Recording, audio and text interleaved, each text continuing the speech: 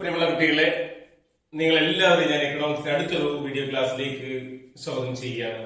നമ്മള് ജോമെട്രിക് ഡയഗ്രത്തില് വളരെ പ്രധാനപ്പെട്ട ബാർ ഡയഗ്രം, അതിന്റെ 3 ഭാഗം പഠിച്ചു കഴിഞ്ഞു. Simple bar diagram, multiple bar diagram, component bar diagram. ഇനി രണ്ടാമത്തെ വിഭാഗം ബാർ ഡയഗ്രം കഴിഞ്ഞാൽ പൈ ഡയഗ്രമാണ്, അല്ലെ? ഈ പൈ ഡയഗ്രത്തെ കുറിച്ചാണ് നമ്മൾ ഇനി പഠിക്കാൻ പോകുന്നത്. Pi diagram. Pi diagram is also a component diagram. Pi diagram ഒരു component diagram ആണ്. It is divided by പാർട്ടുകളാക്കി വരയ്ക്കുന്ന ഡയഗ്രം തന്നെയാണ്. നമ്മൾ ബാർ ഡയഗ്രം നമ്മൾ വരച്ചല്ലേ, പാർട്ടുകളാക്കി കോമ്പോണന്റ് ബാർ ഡയഗ്രം, കോമ്പോണന്റുകളാക്കി വരയ്ക്കുന്ന, അല്ലെ? ഇങ്ങനെ ബാർ വരച്ചിട്ട് ആ ബാറിനെ വ്യത്യസ്ത ഭാഗങ്ങളാക്കി മാറ്റിക്കൊണ്ട് വരയ്ക്കുന്നതാണ് component bar diagram. Pie diagram ഒരു കോമ്പോണന്റ് ഡയഗ്രമാണ്, but not like a component bar diagram. പക്ഷേ കോമ്പോണന്റ് ബാർ ഡയഗ്രം പോലെയല്ല. ബാർ ഡയഗ്രത്തിനെ അല്ല കോമ്പോണന്റ് ആക്കുന്നത്, ബാർ ഡയഗ്രത്തിനെ അല്ല പാർട്ടുകളാക്കുന്നത്. എന്തിനെയാണ്? സർക്കിളിനെയാണ്. ഓക്കെ, സർക്കിൾ വരച്ചിട്ടാണ് അതിനെ പാർട്ടുകളാക്കുന്നത്. അപ്പൊ നമ്മൾ പൈ ഡയഗ്രം വരയ്ക്കണമെങ്കിൽ നമ്മൾ ആദ്യം എന്ത് ചെയ്യണം? ഒരു സർക്കിൾ വരയ്ക്കണം. ആ സർക്കിളിനെ നമ്മൾ എന്ത് ചെയ്യുന്നു? വ്യത്യസ്തമായിട്ട് ഇപ്പോ ഇന്ത്യയുടെ ടോട്ടൽ വരുമാനം 3 സെക്ടറുകളിൽ നിന്ന് കിട്ടുന്ന വരുമാനം, agriculture sector, industrial sector, service sector, 3 സെക്ടറിൽ നിന്ന് കിട്ടുന്ന വരുമാനം. ഇപ്പോ ഇങ്ങനെ നോക്കാം: അഗ്രികൾച്ചർ, ഇൻഡസ്ട്രി, സർവീസ്. ഇങ്ങനെ 3 സെക്ടറിൽ നിന്ന് കിട്ടുന്ന വരുമാനം വ്യത്യസ്ത പാർട്ടുകൾ, കോമ്പണന്റുകളാക്കി മാറ്റും. അപ്പൊ ഇവിടെ സർക്കിളിനെ കോമ്പണന്റ് ആക്കി, ഇത് ബാറിനെ കോമ്പണന്റ് ആക്കി. It is also a component diagram. Okay, the aggregate is shown by means of a circle. ഇവിടെ ആഗ്രിഗേറ്റ് ഇതിന്റെ ടോട്ടൽ കാണുന്നത് ഒരു സർക്കിളിന്റെ രൂപത്തിലാണ്. ആൻഡ് ദ ഡിവിഷൻസ്, ആ ഡിവിഷൻസ് വ്യത്യസ്ത വിഭജിച്ചിരിക്കുന്നത് എങ്ങനെയാണ്? By the sectors of the circle. സർക്കിളിനെ വ്യത്യസ്തമായിട്ടുള്ള സെക്ടറുകളാക്കിക്കൊണ്ടാണ് the part of the circle, the divisions of the part of the circle. സർക്കിളിനെയാണ് ഇവിടെ ഭാഗങ്ങളാക്കുന്നത്. എന്നാൽ കോമ്പണന്റ് ബാർ ഡയഗ്രത്തിൽ ബാറിനെയാണ് നമ്മൾ ഭാഗങ്ങളാക്കുന്നത് എന്ന് മാത്രമേ ഉള്ളൂ. It is also a component diagram, pie diagram. അപ്പൊ പൈ ഡയഗ്രാം വളരെ ഇമ്പോർട്ടന്റ് ആണ്. നിങ്ങൾ പഠിച്ചു വെക്കുന്ന പരീക്ഷയ്ക്ക് നിങ്ങൾക്ക് ചോദിക്കാൻ സാധ്യതയുള്ള ഒരു ഭാഗമാണിത്. ഓക്കെ, അപ്പൊ ഇനി നമുക്ക് ഇതിന്റെ എക്സാമ്പിൾ നോക്കാം. V can draw the pi diagram. നമുക്ക് പൈ ഡയഗ്രാം, ഇത് നിങ്ങൾക്ക് അറിയാൻ വേണ്ടി ഞാൻ അളവുകളൊന്നും ഇല്ലാതെ ഒന്ന് വരച്ചതാണ്. ഇനി നമുക്ക് പൈ ഡയഗ്രത്തിൽ ഒരു example. We can draw a pie diagram showing the income of an economy. ഒരു രാജ്യത്തിന്റെ മൊത്തം സമ്പദ് വ്യവസ്ഥയുടെ ഇക്കോണമിയുടെ income, that is the country's income, national income from the different sectors by the different heads. അല്ലെ, വ്യത്യസ്ത സെക്ടറുകളിൽ നിന്ന് ഒരു രാജ്യത്തിന് കിട്ടുന്ന ഇൻകത്തെ നമ്മൾ വളരെ 3 വിഭാഗങ്ങൾ, അതായത് like agriculture sector, industrial sector, service sector, ഈ 3 മേഖലയിൽ നിന്ന് കിട്ടുന്ന വരുമാനത്തെ നമ്മൾ ഒരു സർക്കിളിലേക്ക് ഒരു പൈ ഡയഗ്രാം ആയിട്ട് വരയ്ക്കാൻ പറ്റും. അപ്പൊ നമ്മളിവിടെ ഓർക്കേണ്ടത് വാട്ട് ഈസ് എ പൈ എന്ന് പറഞ്ഞാൽ എന്താണ്? എക്സാമ്പിൾ പിടിച്ചല്ലോ, ഇന്ത്യയിലെ agriculture sector, industrial sector, service സെക്ടറിൽ നിന്ന് കിട്ടുന്ന വരുമാനത്തെ ഒരു പൈ ഡയഗ്രത്തിലേക്ക് നമുക്ക് വരയ്ക്കാമെന്നുള്ളതാണ് ഇതിന്റെ എക്സാമ്പിൾ. അപ്പൊ ഇവിടെ പൈ എന്ന് പറഞ്ഞാൽ pie is a chart. Pie എന്ന് പറയുന്നത് ശരിക്കും ഒരു ചാർട്ടാണ്, ഒരു സർക്കിളാണ്. Pie is a circle. It is so called because of the entire graph looks like a pie or circle. ആ സർക്കിൾ എന്നുള്ളതാണ് പൈ. ആ സർക്കിൾ രൂപത്തിലുള്ളത് കൊണ്ടാണ് അതിനെ അങ്ങനെ വിളിക്കുന്നത്. പൈ എന്ന് പറഞ്ഞാൽ സർക്കിളാണ്. So pie diagram means a circle diagram. It is a pie chart, circle chart. And components like slices. അല്ലെ, ഒരു പൂവിന്റെ ഇതളുകൾ പോലെ, സ്ലൈസസ് പോലെയാണ് അതിന്റെ കോമ്പണന്റ്. ഇവിടെ പൈ ഡയഗ്രാം നമ്മളിങ്ങനെ വട്ടത്തിൽ ഒരു സർക്കിൾ വരച്ചു, എന്നിട്ട് അതിന്റെ കോമ്പണന്റുകൾ കൊടുക്കുമ്പോൾ ആ ഒരു പൂവിന്റെ ഇതളുകൾ പോലെ അതിങ്ങനെ ഒരു സ്ലൈസസ് ആയിട്ട് നിൽക്കുന്നു. That is look like a slices of the components. So നമ്മൾ നേരത്തെ എക്സാമ്പിൾ പറഞ്ഞല്ലോ, നമ്മുടെ രാജ്യത്തിന്റെ ദേശീയ വരുമാനം വ്യത്യസ്ത സെക്ടറുകളിൽ നിന്ന് കിട്ടുന്ന ദേശീയ വരുമാനം നമുക്കൊരു പൈ ഡയഗ്രത്തിലേക്ക് വരയ്ക്കുക എന്നുള്ളതാണ് example. The circle represents the total income. അപ്പൊ ആ സർക്കിൾ എന്താണ്? നാഷണൽ ഇൻകം ആണ്, ടോട്ടൽ ഇൻകം ആണ് സർക്കിളിൽ, അല്ലെ? അതായത് അഗ്രികൾച്ചർ സെക്ടറും ഇൻഡസ്ട്രിയൽ സെക്ടറും സർവീസ് സെക്ടറും കൂടിയ ടോട്ടൽ ഇൻകം ആണ് ആ സർക്കിൾ. അപ്പൊ ആ total ഇൻകത്തെ sectors of the circle, the component part of the income that is divided. അല്ലെ, കോമ്പണന്റ് പാർട്ടുകളാക്കി അത് വിഭജിച്ച് നമ്മൾ അതിൽ കാണിക്കുന്ന സർക്കിളിൽ. അപ്പൊ ഈ പൈ ഡയഗ്രാം വരയ്ക്കുവാൻ വ്യത്യസ്തമായിട്ടുള്ള സ്റ്റെപ്പുകളുണ്ട്. അപ്പൊ പൈ ഡയഗ്രാം വരയ്ക്കാനുള്ള നമുക്ക് ഒരു വ്യത്യസ്തമായിട്ടുള്ള സ്റ്റെപ്പുകൾ എന്തെല്ലാമാണ്? ഫസ്റ്റ് നമുക്ക് തന്ന ഡാറ്റയെ the various components are first expressed as percentage. പെർസെന്റേജിലേക്ക് മാറ്റണം. നമുക്ക് തന്നത് പെർസെന്റേജ് അല്ലെങ്കിൽ പെർസെന്റേജ് ആണെങ്കിൽ അത് മാറ്റേണ്ട ആവശ്യമില്ല. ഫസ്റ്റ് സ്റ്റെപ്പ് പെർസെന്റേജ് എന്നുള്ളതാണ്. The various components as first expressed as percentage. അപ്പൊ പെർസെന്റേജിലേക്ക് മാറ്റാം. ഓക്കെ. അപ്പൊ നിങ്ങൾ അഗ്രികൾച്ചർ സെക്ടറിൽ വരുമാനം തന്നു, ഇൻഡസ്ട്രി സെക്ടറിൽ വരുമാനം തന്നു, സർവീസ് സെക്ടറിൽ വരുമാനം തന്നു. ആ വരുമാനത്തെ മൊത്തം കൂട്ടിയിട്ട് ടോട്ടൽ ചെയ്തിട്ട് ആ ടോട്ടലിൽ നിന്ന് നിങ്ങൾ പെർസെന്റേജ് കാണാനുള്ള ഇക്വേഷൻ നിങ്ങൾക്ക് അറിയാം. പെർസെന്റേജ് കാണുക. അഗ്രികൾച്ചർ സെക്ടറിൽ നിന്ന് ഒരു 30 ആണ് നോക്കുക. അപ്പൊ ടോട്ടല്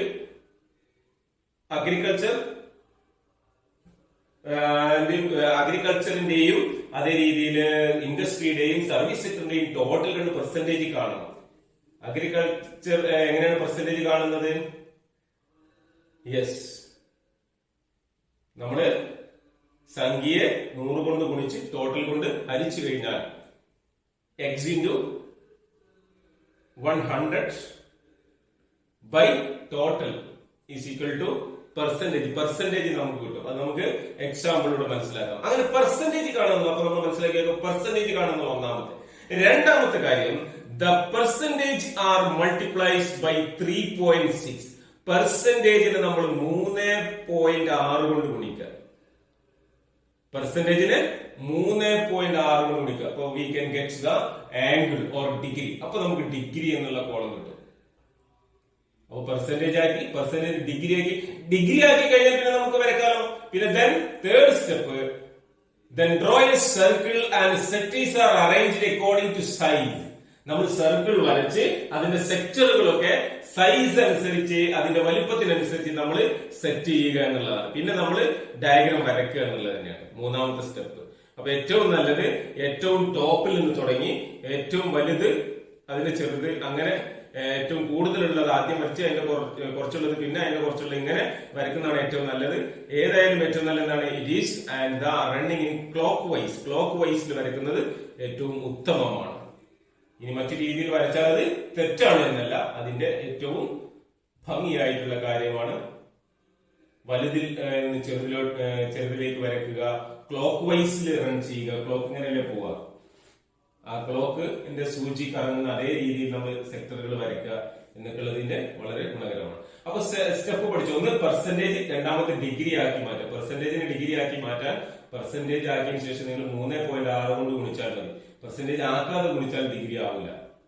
ഓക്കെ, അപ്പൊ അത് നോക്കണം. ഇനി മറ്റു രീതിയിൽ പറയുകയാണെങ്കിൽ സ്റ്റെപ്പുകൾ ഏതൊക്കെയാണ്?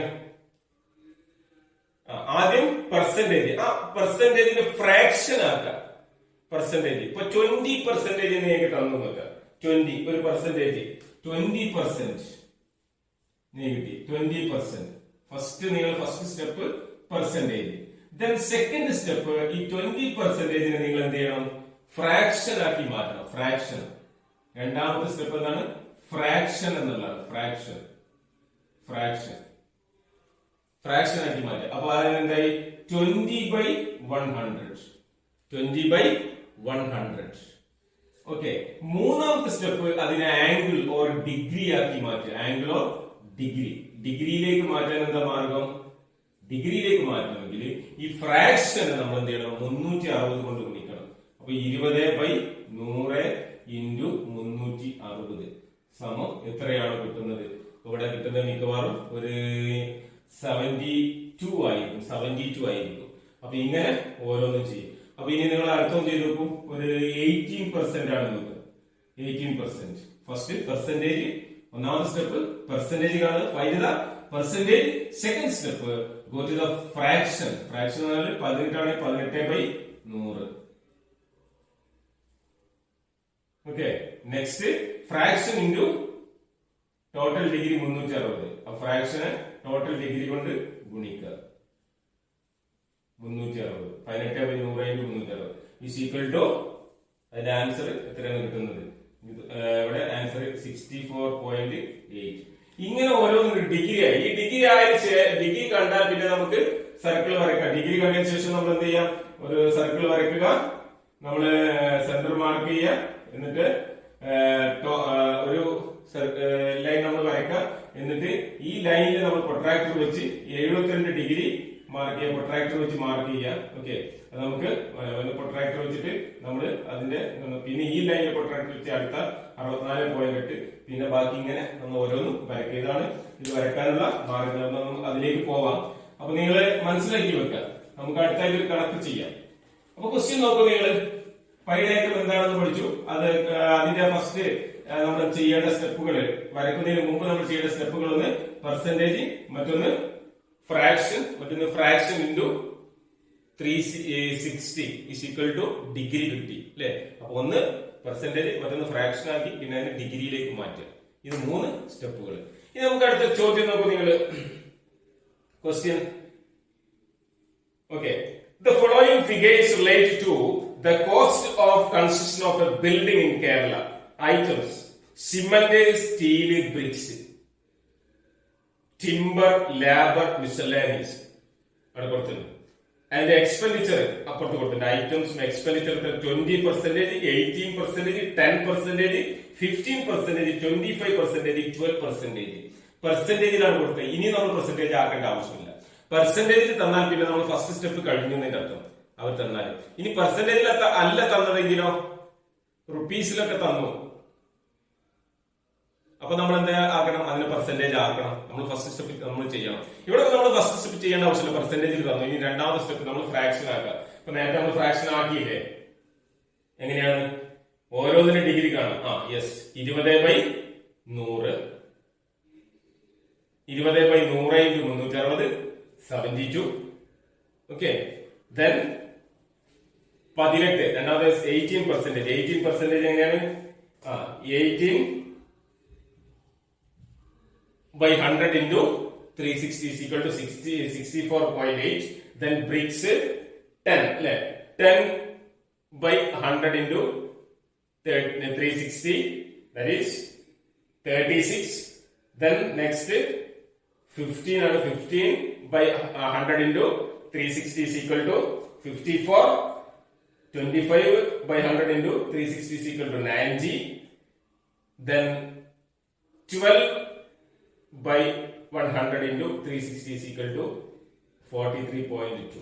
ഇങ്ങനെ ചെയ്യാം. അല്ലെങ്കിൽ നമ്മൾ പെർസെന്റേജിനെ 3.6 കൊണ്ട് ഗുണിച്ചാൽ മതി. രണ്ട് രീതിയിലും ചെയ്യാം. നിങ്ങൾക്ക് ഇഷ്ടമുള്ള രീതി നിങ്ങൾ പ്രയോഗിക്കാം. നിങ്ങൾക്ക് എളുപ്പമുള്ള രീതി നിങ്ങൾക്ക് പ്രയോഗിക്കാം. ടോട്ടൽ ഡിഗ്രി എപ്പോഴും എത്ര ആയിരിക്കണം? ഇനി നിങ്ങൾക്ക് ഇപ്പൊ കിട്ടിയ 72, 64.8, 36, 54, 90, 43.2 ആ ഡിഗ്രി കൂട്ടി നോക്കാം. അത് 360. ഒരു സർക്കിളിന്റെ ടോട്ടൽ ഡിഗ്രി എത്രയാണ്? 360 ആണല്ലോ. 360 കിട്ടണം, അല്ലെങ്കിൽ തെറ്റാണ്. മനസ്സിലായോ? ചിലപ്പോ പോയിന്റ് ഒക്കെ വരുമ്പോ ചിലപ്പോൾ 359.8 എന്നൊക്കെ കിട്ടും. അപ്പൊ നിങ്ങൾ 2 പോയിന്റ് ഏതിലാണെങ്കിലും അഡ്ജസ്റ്റ് ചെയ്തിട്ട് നിങ്ങൾ ചെയ്താൽ മതി. ഓക്കെ, 360 കിട്ടണം എന്തായാലും. ഓക്കെ, അപ്പൊ അത് കിട്ടും അങ്ങനെ ചെയ്യുമ്പോൾ. അപ്പൊ നിങ്ങൾ ഇനി അതിന്റെ ഒരു പൈ ഡയഗ്രം വരയ്ക്കാം. നമ്മൾ ഫസ്റ്റ് എന്താണ് ചെയ്യേണ്ടത്? നിങ്ങളുടെ കയ്യിൽ വളരെ പ്രധാനമായിട്ട് 3 ഉപകരണങ്ങൾ അതിൽ വേണം. നിങ്ങളുടെ ബോക്സിലുള്ള ഇത് കണ്ടല്ലോ, ഇതെന്താണ്? പ്രൊട്രാക്ടർ. ഇതെന്താണ്? കോമ്പസ് അല്ലെ. ഇതെന്താണ്? സ്കെയില്. ഇത് വേണം അല്ലെ. അതിൽ പെൻസിൽ, ഇതൊക്കെ ഉപയോഗിച്ചാണ് വരയ്ക്കേണ്ടത്.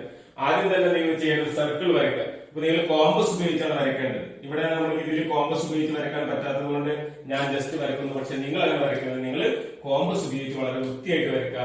ഞാൻ നിങ്ങൾക്ക് വരച്ച് കാണിച്ചു തരികയാണ്. അതുകൊണ്ട് ഞാനിത് തൽക്കാലം കോമ്പസ് ഇല്ലാതെ ഒരു റൗണ്ട് ഞാൻ വരയ്ക്കുന്നു. ഓക്കെ, എന്നിട്ട് നമുക്ക് കോമ്പസിന് അതിന്റെ ഒരു സെന്റർ ഉണ്ടായിരിക്കും. ആ സെന്റർ നിങ്ങൾ മാർക്ക് ചെയ്യണം. ദെൻ നിങ്ങൾ സ്കെയിൽ എടുത്ത് നിങ്ങൾ ആ സെന്ററിൽ നിന്ന് നേരെ മുകളിലേക്ക് നിങ്ങൾ ഫസ്റ്റ് ഒരു ലൈൻ വരയ്ക്കുക. നമ്മൾ ടോപ്പിൽ നിന്നാണ് എപ്പോഴും പൈ ഡയഗ്രം തുടങ്ങേണ്ടത്. അപ്പൊ ഈ സെന്റർ പോകരുത്. ആ സെന്റർ ഓക്കെ. പൈ ഡയഗ്രം നമ്മൾ വരച്ചു തുടങ്ങേണ്ടത് എവിടെ നിന്നാണ്? മേലെ നിന്നാണ് ഏറ്റവും നല്ലത്, ഉചിതമായിട്ടുള്ളത്. അപ്പൊ ഇനി എന്നിട്ട് നമുക്ക് ആദ്യത്തെ ഡിഗ്രി എത്രയാണ്? 72 ഡിഗ്രി. അത് നിങ്ങൾ പ്രൊട്രാക്ടർ ഉപയോഗിച്ച് നിങ്ങൾ 72 ഡിഗ്രി നിങ്ങൾ കാണണം. അപ്പൊ 72 ഡിഗ്രി നിങ്ങളുടെ പ്രൊട്രാക്ടറിന്റെ സെന്റർ, ഏറ്റവും സെന്ററില് ആ സെന്ററിന് നിങ്ങൾ 0 ലൈൻ, ഈ ലൈനിന് 0 ലൈനിന് കറക്റ്റ് ആക്കി വെക്കുക. ഓക്കെ, 0 ലൈൻ കറക്റ്റ് ആക്കി വെച്ചിട്ട് നിങ്ങൾ 72 ഡിഗ്രി അളക്കുക. 10, 20, 30, 40 ഇങ്ങനെ കാണാൻ പറ്റും. ഞാൻ ഇവിടെ സാധാരണ കുറച്ച് വലിയൊരു പ്രൊട്രാക്ടർ ഞാൻ ഉപയോഗിക്കുകയാണ് കാണാൻ വേണ്ടിയിട്ട്. ഇപ്പൊ നിങ്ങളെ ഇതാ ഈ സെന്റർ ഇങ്ങനെ വെക്കുക. പ്രൊട്രാക്ടറിന്റെ സെന്റർ നമ്മുടെ ഈ ഇവിടെ നമ്മുടെ ഈ സെന്റർ പോയിന്റിന് മധ്യബിന്ദുവിൽ വെക്കുക. എന്നിട്ട് നമ്മൾ എന്ത് ചെയ്യാം,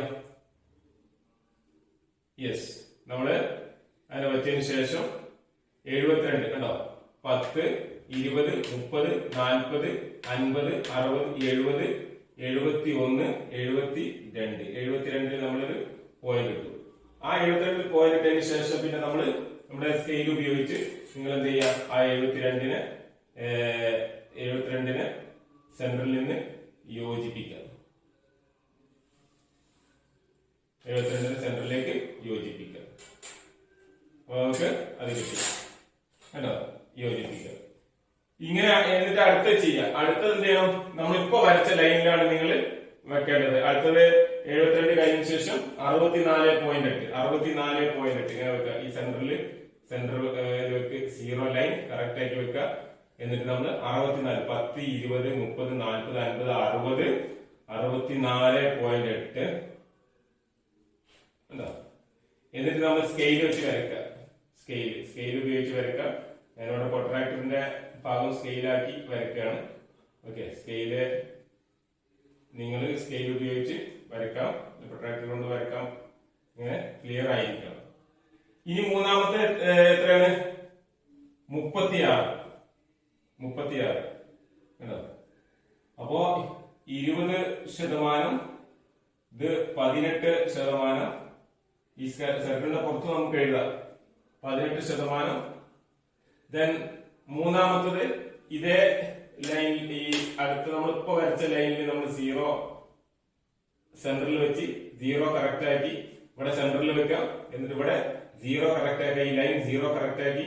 ഇനി നമുക്ക് കിട്ടേണ്ടത് 36 10, 20, 30, 40. ഈ ഇവിടെ നിന്ന് ഇങ്ങോട്ട് 36, 10, 20, 30, 35, 36. എന്നിട്ട് അത് വരട്ടെ. ഒക്കെ സെന്ററിൽ നിന്ന് വെച്ച് 0 ലൈനിലേക്ക് കണക്കാക്കിയിട്ടാണ് നമ്മൾ വരയ്ക്കേണ്ടത്. 36. എന്നിട്ട് നമുക്ക് ഇവിടെ കൊടുക്കാം, ഇത് 10 അല്ലെ, 10%ആണ് നമ്മൾ 36 ഡിഗ്രി വരച്ചത്. ഇനി അടുത്തത് 15%, 15%, 54. അപ്പൊ ഇതിൽ വെക്കുക 54. 54 ആണ് നമ്മുടെ സർക്കിള്. ക്ലിയർ അല്ലാതെ വരച്ചുകൊണ്ടാണ് നമുക്ക് അത്ര. അപ്പൊ 54. നമുക്കിവിടെ 54 അല്ല, 15%. 15%. 15%. ദെൻ നെക്സ്റ്റ് കിട്ടേണ്ടത് 25%, 90. സർക്കിൾ ക്ലിയർ ആണെങ്കിൽ നിങ്ങൾക്ക് വളരെ ക്ലിയർ കിട്ടും. നിങ്ങൾ സെന്ററിൽ അല്ലേ, ഇത് 0 ലൈൻ, ഇവിടെ സെന്റർ, പിന്നെ 0 ലൈൻ കറക്റ്റ് ആക്കി വെക്കുക. 0 കറക്റ്റ് ആക്കി വെച്ചതിന് ശേഷം എത്ര ശതമാനമാണ്, 90 അല്ലേ, 90. എന്നിട്ട് അത് യോജിപ്പിച്ച് ആ ബിന്ദു ഇത് യോജിപ്പിച്ച് വരയ്ക്കാം. അപ്പൊ നമുക്കത് 25%. ഇത് നമുക്ക് ഒറ്റ ബാക്കിയുള്ളൂ, ബാക്കി 12%. ഇത് 12% ഉണ്ടായിരിക്കും. അപ്പൊ നമുക്ക് 12% അതിടാം. ഓക്കെ, എന്നിട്ട് നമുക്ക് എന്ത് ചെയ്യാം, ഇവിടെ എഴുതി കൊടുക്കാം. 20% ഏതാണ്, സിമന്റ്. 18% ഏതാണ്, സ്റ്റീല്. പിന്നെ അടുത്തത് ബ്രിക്സ്. അടുത്തത് ടിംബർ. അടുത്തത് ലേബർ. കൺസ്ട്രക്ഷന് വേണ്ട ചെലവുകളാണ് മിസലേനിയസ്. 12% പലവക മറ്റുള്ളവ മിസലേനിയസ്. ഇങ്ങനെ. ഓക്കെ, ഇനി സർക്കിൾ നമ്മൾ ചെയ്യേണ്ടത് എന്താണ്, വ്യത്യസ്തമായിട്ടുള്ള രീതിയിൽ ഷെയ്ഡ് ചെയ്യുക എന്നുള്ളതാണ്. അപ്പൊ ഒന്നാമത്തെ നമ്മള് വൈറ്റിൽ അവിടെ നിൽക്കട്ടെ. രണ്ടാമത്തെ നമ്മള് ഇതേ രീതിയിൽ നിങ്ങൾ സ്കെയിൽ വെച്ചിട്ട് ഇതേ രീതിയിൽ ഷെയ്ഡ് ചെയ്ത് നോക്കുക. രണ്ടാമത്തത് വെർട്ടിക്കൽ ലൈൻ കൊടുത്തിട്ട് ഷെയ്ഡ് ചെയ്യും, അല്ലെങ്കിൽ വ്യത്യസ്തമായിട്ടുള്ള കളറുകളിൽ ഓക്കെ ഷെയ്ഡ് ചെയ്യാം. മൂന്നാമത്തത് നമ്മള് ഇങ്ങനെ ഷെയ്ഡ് ചെയ്യും.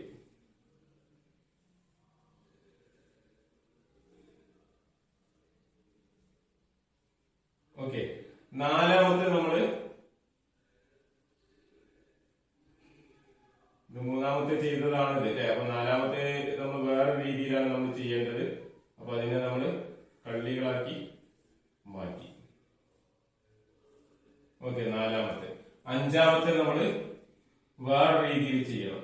അപ്പൊ നമ്മള് വേറെ ഏതെങ്കിലും ഒരു രീതിയിൽ നമ്മൾ ഇതിനെ ഷെയ്ഡ് ചെയ്യുന്നു. അപ്പൊ നിങ്ങൾ വ്യത്യസ്തമായിട്ടുള്ള നല്ല ഷെയ്ഡിങ്ങൾ ഉപയോഗിക്കുക. ഞാനിത് ഇങ്ങനെ വ്യത്യസ്തമായിട്ടുള്ള രീതിയിൽ നമുക്ക് ഷെയ്ഡ് ചെയ്യാമെന്നാണ് കാണിക്കുന്നത്. ഇനി അടുത്ത് നമുക്ക് ഏതാണ്, നമുക്ക് അടുത്തത് വേറെ രീതിയിൽ ഷെയ്ഡ് ചെയ്യാം. ഓക്കെ,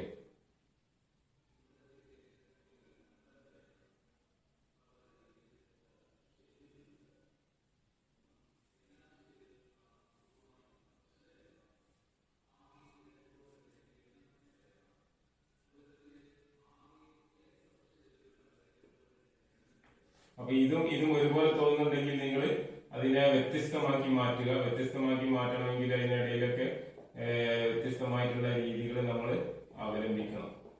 ഓക്കെ, എന്നിട്ട് നമ്മൾ ഇതിൽ ചെയ്യേണ്ട എന്താണ്, ഇതിൽ നമ്മൾ മൊത്തം ഏതാന്ന് കൊടുത്തിട്ടുണ്ട്.